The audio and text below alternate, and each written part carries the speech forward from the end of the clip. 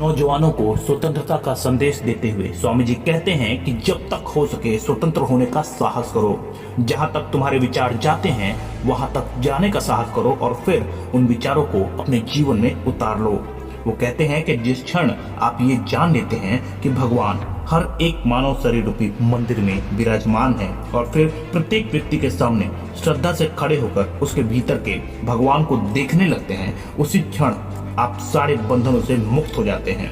हर वो चीज जो आपको बांधती है नष्ट हो जाती है और आप पूरी तरह से स्वतंत्र हो जाते हो। स्वामी जी कहते हैं कि सुख और दुख सिक्के के दो पहलू हैं। सुख जब कभी भी मनुष्य के पास आता है तो वो दुख का मुकुट पहन कर आता है।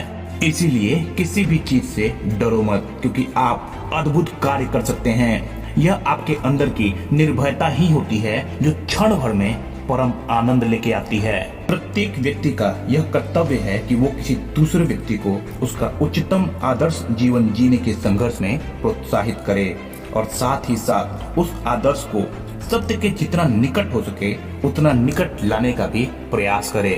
वो कहते हैं कि अगर आप भगवान को अपने हृदय और हर एक जीवित प्राणी में नहीं देख सकते तो उन्हें बाहर में खोजना व्यर्थ है। लोगों की तारीफ करने पर आप खुश हो जाएं और उनके द्वारा बुराई किए जाने पर दुखी हो जाएं तो इसका मतलब ये हुआ कि आपके सुख और दुख की डोर लोगों के हाथ में है।